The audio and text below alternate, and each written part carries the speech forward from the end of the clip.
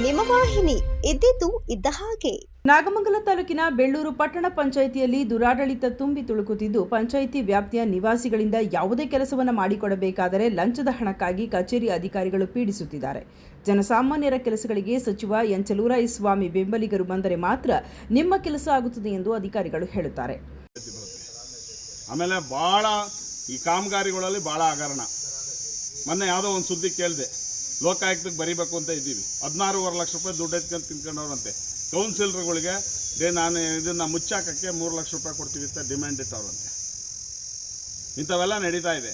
ಇಂಥ ದುರಾಡಳಿತ ಪಟ್ಟಣ ಪಂಚಾಯತಿಗಳು ನಡೀತಾ ಇದೆ. ಆಮೇಲೆ ಯಾವುದೇ ಕೌನ್ಸಿಲರ್ಗಳಿಗೆ ಬೆಲೆ ಇಲ್ಲ. ಇಲ್ಲಿ ಕೌನ್ಸಿಲರ್ಗಳು ಸಣ್ಣ ಪುಟ್ಟ ಕೌನ್ಸಿಲರ್ ಹೋದರೆ ಅವ್ರದ್ದೇ ಇದು, ಯಾರೋ 3-4 ಜನ ಕೌನ್ಸಿಲರ್ಗೆ ಮಾತ್ರ ಬೆಲೆ ಇಲ್ಲಿ. ಆಮೇಲೆ ಜೊತೆಗೇನು ಯಾರು ಬಡವ್ರ ಬಗ್ಗೆ ಕೆಲಸ ಒಂದು ಆಯ್ತಾ ಇಲ್ಲ. ದೊಡ್ಡ ಲೇಔಟ್ಗಳ್ದು ಮತ್ತೊಂದು ದೊಡ್ಡ ಜಮೀನುಗಳ್ದು ಯಾವ್ದಾರ ಡೀಲ್ಸ್ ಇದ್ದರೆ ಮಾತ್ರ ನಡೀತೈತೆ ಹೊರತು ಸಣ್ಣ ಪುಟ್ಟ ಕೆಲಸ ಆಯ್ತಾ ಇಲ್ಲ.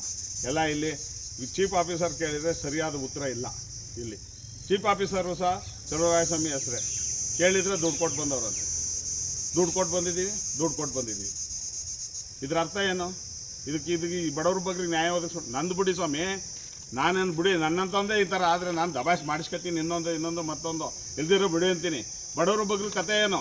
ಬೆಳ್ಳೂರು ಪಟ್ಟಣ ಪಂಚಾಯಿತಿಯಲ್ಲಿ ಮುಖ್ಯ ಅಧಿಕಾರಿಯಾಗಿ ಕಾರ್ಯನಿರ್ವಹಿಸುತ್ತಿರುವ ಲಕ್ಷ್ಮಣ್ ಅವರು, ನಾನು ಕೂಡ ಈ ಸ್ಥಾನಕ್ಕೆ ಬರಲು ಹಣ ಕೊಟ್ಟು ಬಂದಿದ್ದೇನೆ, ಕೊಟ್ಟ ಹಣವನ್ನು ಹೇಗೆ ರಿಕವರಿ ಮಾಡಲಿ ಎಂದು ನೇರವಾಗಿ ಮುಖ್ಯಾಧಿಕಾರಿ ಲಕ್ಷ್ಮಣ್ ಹೇಳುತ್ತಾರೆ.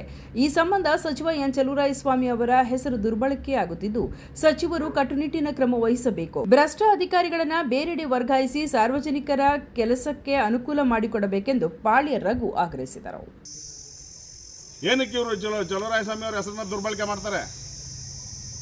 ಕಾರಣ ಏನು ಹೇಳ್ಬೇಕಲ್ವ? ಇವರೇನೋ ದುಡ್ಡು ಕೊಟ್ಟು ಬಂದವರು ಅಂತ ಎಲ್ಲರಿಗೂ ಹೇಳ್ತಾರೆ, ದುಡ್ಡು ಕೊಟ್ಟು ಬಂದಿದ್ದೀವಿ ಅಂತ. ಈ ಸಬ್ಬೂಬಾ ಹೇಳೋದು? ಇದಕ್ಕೇನು ಸೂಕ್ತವಾದ ನಿರ್ಧಾರನ ಮೇಲಧಿಕಾರಿಗಳು ತಗೋತಾರೋ, ಕೃಷಿ ಸಚಿವರು ತಗೋತಾರೋ, ಇಲ್ಲಿ ನಡೀತಾ ಇರೋ ಅನ್ಯಾಯನ ಯಾರು ಖಂಡಿಸ್ತಾರೋ ಏನೋ ನನಗೆ ಗೊತ್ತಿಲ್ಲ. ಇದು ಸೂಕ್ತವಾದ ದಿನಗಳಲ್ಲಿ ಇದಕ್ಕೆ ಕರೆಕ್ಟಾಗಿ ಕಡಿವಾಣ ಹಾಕಿ, ಬೆಳ್ಳೂರು ಪಟ್ಟಣ ಪಂಚಾಯತಿಗೆ ಒಂದು ಕಡಿವಾಣ ಹಾಕಲಿಲ್ಲ ಅಂತ ಅಂದರೆ ಉಗ್ರವಾದ ಹೋರಾಟನ ನಾವು ಯಾವ ರೀತಿ ಮಾಡಬೇಕು ಮಾಡ್ತೀವಿ. ಇದಕ್ಕೇನು ಬಂದೋಬಸ್ತ್ ಮಾಡಬೇಕು, ಈ ಪಟ್ಟಣ ಪಂಚಾಯತಿಗೆ ಬೀಗ ಹಾಕಿ ಮಾಡಬೇಕು, ಬಂದೋಬಸ್ತ ಹೆಂಗೆ ಮಾಡಬೇಕು, ಜನ ಕಟ್ ಮಾಡಬೇಕು. ಇನ್ನು ಮುಂದಿನ ದಿನಗಳು ಇದ್ರ ಈ ಅರಿವಾಣುಗಳೆಲ್ಲ ಆಚೆಗೆ ಬರ್ತದೆ. ಅದನ್ನು ಅರಿವಾಣುಗಳನ್ನ ಆಚೆಗೆ ತೆಗಿಯೋಕ್ಕೂ ಎಲ್ಲ ರೆಡಿ ಮಾಡ್ತೀವಿ. ಇದನ್ನೆಲ್ಲ ಸೂಕ್ತವಾಗಿ ಲೋಕಾಯುಕ್ತಕ್ಕೆ ಬರೆದು ಇದಕ್ಕೇನು ತನಿಖೆ ಮಾಡಿಸ್ಬೇಕು ಮಾಡಿಸೋಕ್ಕೂ ರೆಡಿ ಆಗಿದ್ದೀವಿ ನಾವು. ಇದನ್ನು ನೀವು ನಾನು ಈ ಪತ್ರಿಕೆ ಮುಖಾಂತರ ಅವ್ರಿಗೆ ಒಂದು ಎಚ್ಚರಿಕೆ ಕೊಡ್ತಾ ಇದ್ದೀನಿ. ಇನ್ನು ಮುಂದಾದ್ರೂ ಒಳ್ಳೆ ಬೆಳವಣಿಗೆ ಕಲ್ತ್ಕೊಂಡು ಬಡವರು ಕೆಲಸ ಮಾಡೋಕ್ಕೆ ಪಟ್ಟಣ ಪಂಚಾಯತ್ ಇರೋದು. ಸಾಕಷ್ಟು ಬೆಳ್ಳೂರಿನಲ್ಲಿ ಭಾಳ ಒಂದು ಮೈನಾರಿಟೀಸ್ ಇರೋ ಜಾಗ, ಅವಕ್ಕೆಲ್ಲ ದುಡ್ಡು ಕೊಟ್ಟು ಮಾಡಿಸ್ಕೊಳ್ಳೋ ಅಂತ ಶಕ್ತಿ ಭಗವಂತ ಕೊಟ್ಟಿಲ್ಲ. ಭಾಳ ಬಡ ಜನರು ಇದ್ದಾರೆ ಇಲ್ಲಿ ಬೆಳ್ಳೂರು ಪಟ್ಟಣ ಪಂಚಾಯತಿ ವ್ಯಾಪ್ತಿನಲ್ಲಿ. ತುಂಬಾ ಬಡವರು ಇದ್ದಾರೆ. ಅವ್ರ ಕೆಲಸಕ್ಕೆ ನೀವು ಅವ್ರ ಹತ್ರ ದುಡ್ಡು ಇಸ್ಕೊಳ್ಳದಲ್ಲೇ ಒಳಗೆ ಬಿಡದಲ್ಲೇ ಇವು ಅವತಾರ ಆಡಿಸಿದ್ರೆ ಅವ್ರ ಗತಿಗಳೇನು? ನಾಳೆ ಅವ್ರ ಪರಿಸ್ಥಿತಿಗಳೇನು?